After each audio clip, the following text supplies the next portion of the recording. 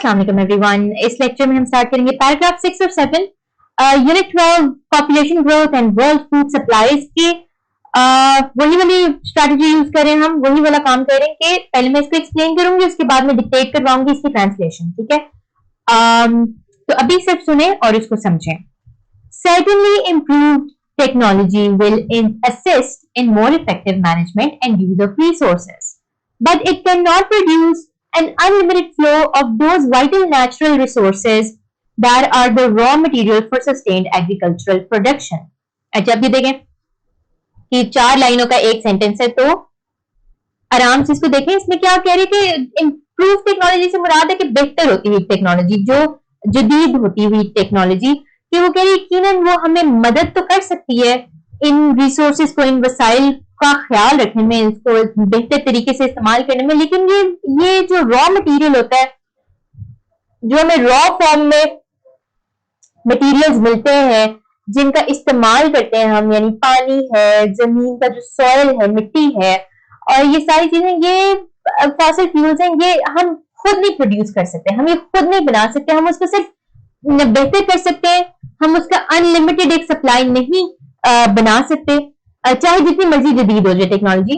For instance, fertilisers enhance the fertility of eroded soils but humans can not make top soil. यानी कि जो fertilisers, हम खाद इस्तेमाल करके जो हमारा इरोडेड सॉइल है, जिसको बार बार इस्तेमाल किया जाता है और उसमें वो जरखेज ही नहीं है, वो प्रोडक्टिव ही नहीं है, फर्टाइल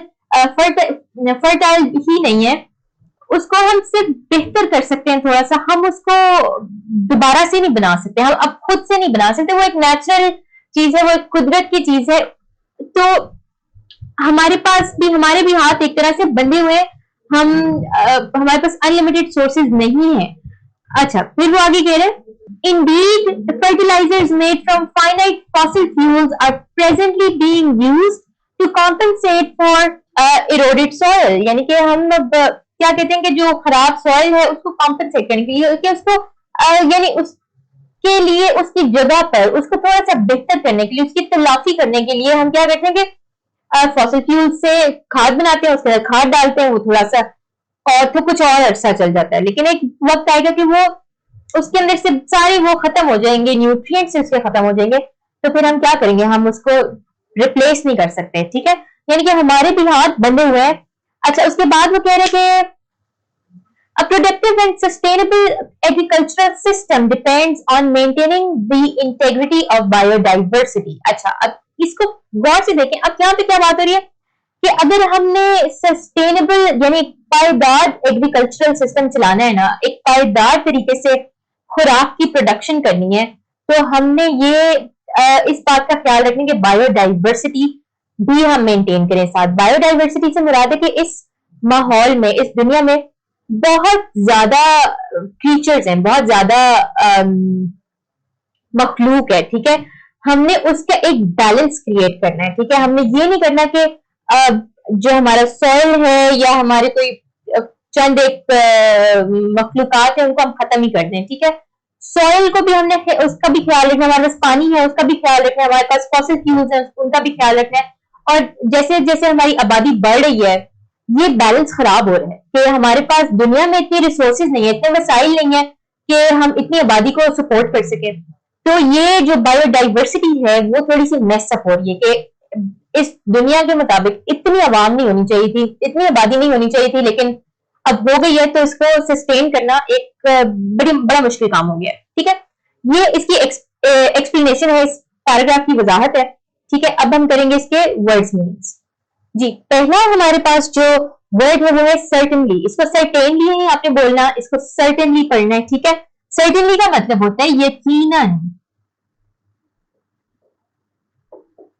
ठीक है, उसके बाद है इम्प्रूव्ड। इम्प्रूव्ड का मतलब होता है बेहतर,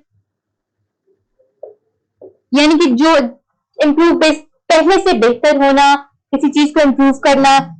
असिस्ट का मतलब होता है मदद करना। इफेक्टिव का मतलब होता है मौसर, यानी जिसका असर हो, जो काम करे। मैनेजमेंट, इंतजामिया।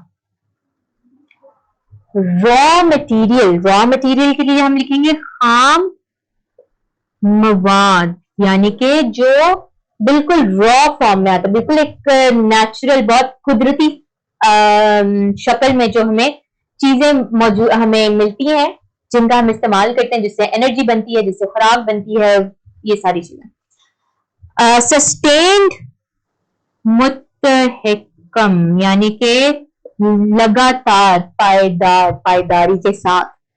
एनहांस, बेहतर करना। या बढ़ाना।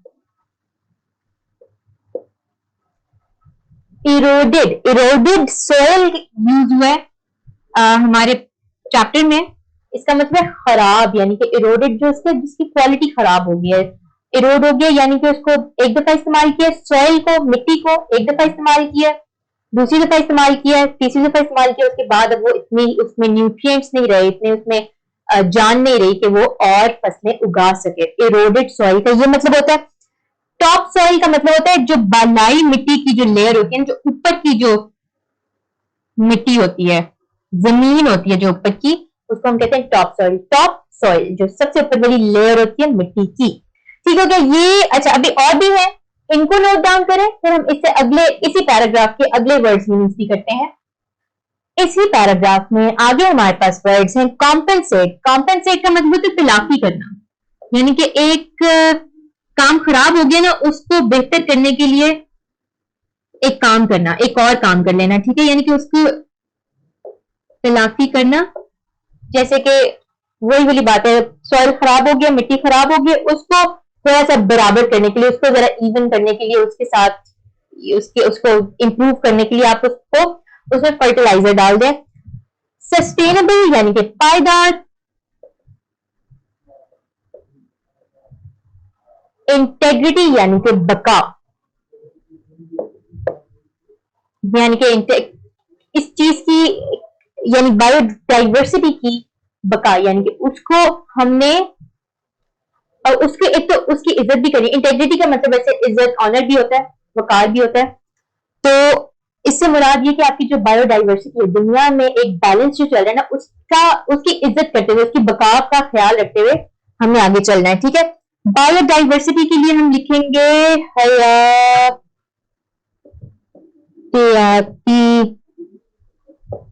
तनून। ये आपने याद करने के, थोड़ा सा मुश्किल वर्ड है, हयातियाती तनून। ठीक हो गया ये। अब हम इसकी ट्रांसलेशन लिखना शुरू करेंगे, तो अपनी नोटबुक्स पकड़ लें और उसको स्टार्ट करते हैं जी। तो अब हम इसकी जो ट्रांसलेशन शुरू करेंगे, पहले मैं एक जुमला पढ़ूंगी, उसको ट्रांसलेट करेंगे, फिर अगला इस तरह से पैराग्राफ खत्म करेंगे, उसके बाद फिर चैप्टर भी खत्म कर लेंगे। अपनी नोटबुक पकड़ लें, जैसे मैंने अपनी पकड़ ली है। Certainly improved technology will assist in more effective management and use of resources, but it cannot produce an unlimited flow of those vital natural resources that are the raw materials for sustained agricultural production. Okay, इसको अब हम कैसे translate करेंगे, आराम से इसको relax होके। यकीनन बेहतर टेक्नोलॉजी ज्यादा मौसर इंतजामिया और वसाइल के इस्तेमाल में मदद देगी। यकीनन बेहतर टेक्नोलॉजी ज्यादा मौसर इंतजामिया और वसाइल के इस्तेमाल में मदद देगी, लेकिन ये वो इंतहाई अहम कुदरती खाम मवाद का लामहदूद बहाव नहीं दे सकती, जो कि लगातार ज़राअत की पैदावार के लिए चाहिए होता है। ठीक है, एक दफा फिर से इसको पढ़ें, पॉज करके आराम से इसको आपने लिखना है। यकीनन बेहतर टेक्नोलॉजी ज्यादा मौसर इंतजामिया और वसाइल के इस्तेमाल में मदद देगी, लेकिन ये वो इंतहाई अहम कुदरती खाम मवाद का लामहदूद बहाव नहीं ले सकती, जो कि लगातार ज़राअत की पैदावार के लिए चाहिए होता है। ठीक हो गया, आगे है। For instance, fertilizers enhance the fertility of eroded soils but humans can not make top soil. यानी कि मिसाल के तौर पर खाद खराब मिट्टी की जरखेजी को बढ़ा सकती है। अच्छा, यहाँ पर उन्होंने कॉम्पेंसेट का वर्ड यूज किया, लेकिन हम इसको ट्रांसलेशन में नहीं लिखेंगे, हम ये करेंगे मिसाल के तौर पर खाद खराब मिट्टी की जरखेजी को बढ़ा सकती है, लेकिन इंसान बालाई मिट्टी खुद नहीं बना सकते। लेकिन इंसान बालाई मिट्टी खुद नहीं बना सकते। आगे वो क्या कह रहे हैं? आगे, indeed fertilizers made from finite fossil fuels are presently being used to compensate for eroded soil. इसके बाद हम लिखेंगे बेशक महदूद फॉसिल के ईंधन से, ईंधन लिखेंगे हम फ्यूल के लिए, बेशक महदूद फॉसिल के ईंधन से बनी खाद फिलहाल खराब बालाई मिट्टी की तलाफी के लिए इस्तेमाल की जा रही है। अच्छा, तलाफी अब यहां पर हम लिखेंगे, एक दफा फिर से इसको सुने। बेशक महदूद फॉसिल के ईंधन से बनी हुई खाद फिलहाल खराब बालाई मिट्टी की तलाफी के लिए इस्तेमाल की जा रही है। आखिरी इसका सेंटेंस है, A productive and sustainable agricultural system depends on maintaining the integrity of biodiversity. इसको हम ऐसे लिखेंगे, एक मौसर और पायदार ज़राअत का निज़ाम हयातियाती तनू की बका पर मुनहसर है। मुनहसर है, कैसे लिखेंगे इसको? एक मौसर और पायदार ज़राअत का निज़ाम हयातियाती तनू की बका पर मुनहसर है। ठीक हो गया? ये है आपका पैराग्राफ नंबर 6। कोई क्वेश्चन हो तो मुझसे पूछ लीजिएगा। अभी हम करेंगे पैराग्राफ नंबर 7, जो कि इसका आखिरी पैराग्राफ है। पैराग्राफ नंबर 7, इसको हम पढ़ेंगे, अगेन पहले पढ़ेंगे, समझेंगे, वर्ड्स मीनिंग्स करेंगे और फिर हम इसकी ट्रांसलेशन करेंगे। Strategies for the future must be based on the conservation and careful management of land, water, energy and biological resources needed for food production. यानी मुस्तकबिल के लिए जो हमने स्ट्रैटेजी बनानी, जो प्लान बनाना है, जो मंसूबा बनाना है, उसके लिए हमने क्या करना है? उसके लिए हमने हिफाजत करनी है अपने तमाम वसाइल की, तमाम रिसोर्सेज की, चाहे वो जमीन से आए, पानी से आए, एनर्जी के रिसोर्सेज हैं या वो बायोलॉजिकल रिसोर्सेज हैं, यानी कि वो इंसानी नहीं, जानवरों से आ रहे हैं। जो भी आपके फूड प्रोडक्शन के लिए चीजें जरूरी है, उस पर जानवर भी आते हैं। ठीक है? अच्छा, उसके बाद yet none of these measures will be sufficient to ensure adequate food supplies for future generations unless the growth in the human population is simultaneously curtailed। ठीक है? अच्छा, अब बात यहाँ पर क्या हो रही है? अब यहाँ पर अगली बात ये हो रही है कि जो मर्जी आप कर लेना, जब तक आबादी कंट्रोल नहीं होगी तब तक कोई फायदा नहीं है ये सारी चीजें करने का। थोड़ा बहुत फर्क पड़ेगा, लेकिन मेन पॉइंट ये है कि इतनी आबादी नहीं होनी चाहिए यार। बहुत ज्यादा आबादी है और आबादी को मेंटेन करना, उसका ख्याल रखना बड़ा मुश्किल है, जिसकी वजह से एक तो बीमारी कोई फैलती है तो बहुत बुरी तरह से फैल जाती है। जो अंडर डेवलप्ड कंट्रीज हैं, जो इतनी तरक्की याफ्ता मुल्क नहीं है, वहां पर गुर्बत बहुत ज्यादा फैल जाती है, अनएम्प्लॉयमेंट बहुत ज्यादा, यानी कि बेरोजगारी बहुत ज्यादा फैल जाती है। तो बहुत सारे मसाइल हैं। अब फिलहाल तो हम इस चैप्टर में बात करें खुराक की, इतनी आवाम को खाना सप्लाई करना एक बड़ा काम है। अच्छा, आगे हम क्या करें? आगे पढ़ रहे हैं। Several studies have confirmed that to maintain a relatively high standard of living throughout the world, the optimum world population should be less than 2 billion. इस पे एक पॉज ले लें, ठीक है?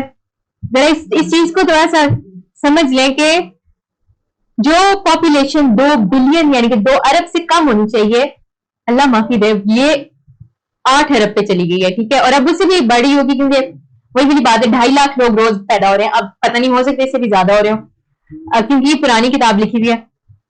तो बात ये हो रही है कि जी मुझे टेंशन हो रही है, सॉरी। ठीक है? अब ये है कि इतनी ज्यादा अवाम है और इसके लिए क्या किया जाए? जब तक इस पे पाबंदी नहीं लगेगी, जब तक पॉपुलेशन को कंट्रोल नहीं किया जाएगा, उसके लिए प्लान नहीं बनाए जाएंगे, तब तक कोई फायदा नहीं है। तब तक हम यही कर सकते हैं कि यहां से बचत कर लें, वहां से बचत कर लें। लेकिन हम वो मयार मेंटेन नहीं रख सकते जो कि होना चाहिए।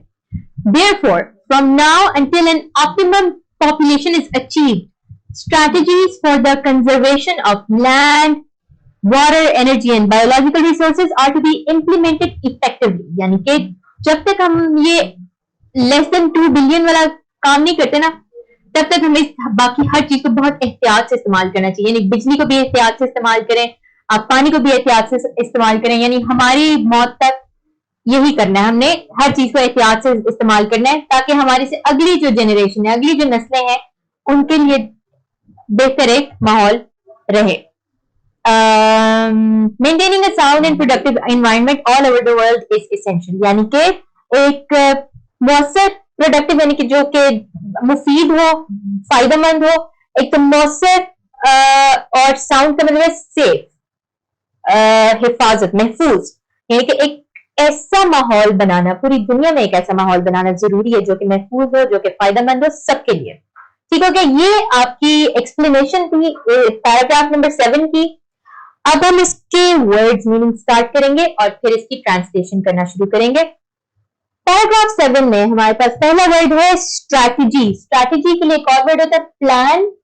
उर्दू में इसके लिए हम लिखेंगे मंसूबा। कंजर्वेशन, कंजर्वेशन का मतलब होता है हिफाजत, यानी कि किस तरह की हिफाजत करना, ये रिसोर्सेज की, वसाइल की हिफाजत करना। फिर है मेजर्स। मेजर्स का मतलब होता है इकदाम। मेजर वैसे नापने को भी कहते हैं, लेकिन मेजर्स इकदाम को भी कहते हैं, यानी कदम उठाना, स्टेप्स। सफिशिएंट का मतलब होता है काफी। साइमल्टेनियसली, साइमल्टेनियसली का मतलब हो रहा है, होता है कि एक काम यहां हो रहा है और साथ साथ एक और दूसरा काम हो रहा है। साइमल्टेनियसली साथ साथ एक दो काम जब चल रहे होते हैं, तो आसान अल्फाज में हम इसको लिख देंगे साथ साथ, एट द सेम टाइम। कर्टल्ड, कर्टल्ड का मतलब होता है पाबंदी, पाबंदी लगाना। ठीक है कि बस करते हैं। स्टैंडर्ड, मेयार, मीम आइन ये अलिफ रे। ऑप्टिमम, ऑप्टिमम का मतलब ज्यादा से ज्यादा, यानी कि एक मुकर्रर एक चीज जो है उसको भी हम कह सकते हैं, इसको हम इस्तेमाल ऐसे करेंगे मुकर्रर कह के, मुकर्रर, मुकर्रा। ठीक है, और दूसरा हम करेंगे ज्यादा से ज्यादा। ये इस तरह से कि ज्यादा से ज्यादा पॉपुलेशन 2 अरब होनी चाहिए, उससे ऊपर नहीं जानी चाहिए। थोड़ा लेट हो गया बताने के लिए, लेकिन चले। इम्प्लीमेंटेड, नाफिज किया, नाफिज किया या लागू किया। साउंड, महफूज। साउंड का एक तो मतलब होता है आवाज, दूसरा मतलब इसका होता है महफूज। ठीक है, ये नोट डाउन करें और हाँ अपनी नोटबुक खोलें, कॉपीज खोलें, जिसमें हम ट्रांसलेशन इसकी स्टार्ट करेंगे। पैराग्राफ नंबर 7 का की लाइन नंबर 1 यानी सेंटेंस नंबर 1 इसका है, strategies for the future must be based on the conservation and careful management of land, water, energy and biological resources needed for food production। ठीक है, इसको आप कैसे लिखेंगे, इसको आप ऐसे लिखेंगे, मुस्तकबिल के लिए, मुस्तकबिल के लिए खुराक की पैदावार के लिए दरकार मंसूबे जमीनी, आबी, तवानाई के और हयातियाती वसाइल की हिफाजत और उनके मुहतात इंतजाम पर मुश्तमिल होने चाहिए। एक दफा फिर से सुने, मुस्तकबिल के लिए मंसूबे खुराक की पैदावार के लिए दरकार जमीनी, आबी, तवानाई के और हयातियाती वसाइल की हिफाजत और उनके मुहतात इंतजाम पर मुश्तमिल होने चाहिए। ठीक हो गया, पॉज करके आराम से रिवाइंड करके दोबारा इस तरह से इसको लिखें। आगे है हमारे पास yet, yet none of these measures will be sufficient to ensure adequate food supplies for future generations unless the growth in the human population is simultaneously curtailed। ठीक है, इसको आप कैसे करेंगे? अगेन थोड़ा सा लंबा जुमला है, आराम से इसको आपने ऐसे लिखना है। इसके बावजूद इनमें से कोई इकदाम मुस्तकबिल की नस्लों के लिए मुनासिब खुराक की पैदावार के लिए काफी ना होंगे। इसके बावजूद इनमें से कोई इकदाम मुस्तकबिल की नस्लों के लिए मुनासिब खुराक की पैदावार के लिए काफी ना होंगे, जब तक साथ साथ इंसानी आबादी में इजाफे पर पाबंदी ना लगाई जाए। जब तक इसके साथ साथ इंसानी आबादी में इजाफे पर पाबंदी ना लगाई जाए। ठीक है, ये आप लिखें। इसके बाद several studies have confirmed that to maintain a relatively high standard of living throughout the world, the optimum world population should be less than 2 billion. ठीक है, इसको आप कैसे लिखेंगे? बहुत से तहकीकी मुतालियात ने इस बात पे इत्तेफाक किया है या इस बात की यकीन दहानी की है कि पूरी दुनिया में जिंदगी का एक ऊंचा मयार रखने के लिए दुनिया की ज्यादा से ज्यादा आबादी 2 अरब से कम होनी चाहिए। एक दफा फिर से सुने। बहुत से तहकीकी मुतालियात ने इस बात पे इत्तेफाक किया है कि पूरी दुनिया की जिंदगी का एक ऊंचा मयार रखने के लिए दुनिया की ज्यादा से ज्यादा आबादी 2 अरब से कम होनी चाहिए। आगे हमारे पास है therefore from now until an optimum population is achieved, strategies for the conservation of land, water, energy and biological resources are to be implemented effectively. ठीक है, अब इसको आप कैसे ट्रांसलेट करेंगे? इसको आप ऐसे ट्रांसलेट करेंगे, इसलिए अब से लेकर जब तक इस मुकर्रर आबादी को हासिल किया जाए, इसलिए अब से लेकर जब तक इस मुकर्रर आबादी को हासिल किया जाए, जमीनी, आबी तवानाई के और हयातियाती वसाइल की हिफाजत मौसर तरीके से करनी चाहिए। इसलिए अब से लेकर जब तक इस मुकर्रर आबादी को हासिल किया जाए या हासिल किया जाता है, जमीनी, आबी तवानाई के और हयातियाती वसाइल की हिफाजत मौसर तरीके से करनी चाहिए। ठीक हो गया। अब आखिरी इसका सेंटेंस है maintaining a sound and productive environment all over the world is essential. इसके लिए आप लिख देंगे कि हर जगह या पूरी दुनिया में, ऑल ओवर द वर्ल्ड, पूरी दुनिया में लिखें, पूरी दुनिया में एक महफूज और मुफीद या मौसर कर लें माहौल कायम रखना बहुत जरूरी है। पूरी दुनिया में एक महफूज और मौसर माहौल कायम करना बहुत जरूरी है। ठीक हो गया। ये आपका था पूरा चैप्टर। मुझे ऐसा लगता है कि काफी मुश्किल था क्योंकि लंबे सेंटेंसेस हैं, टेक्निकल टर्म्स हैं, इसलिए इसका मतलब है इससे आपने ज्यादा मेहनत करनी है, इसको याद करना है, इसको समझना है। कोई क्वेश्चन हो तो मुझसे पूछिएगा। मैं आपसे मिलूंगी नेक्स्ट लेक्चर में। तब तक के लिए अल्लाह हाफ़िज़।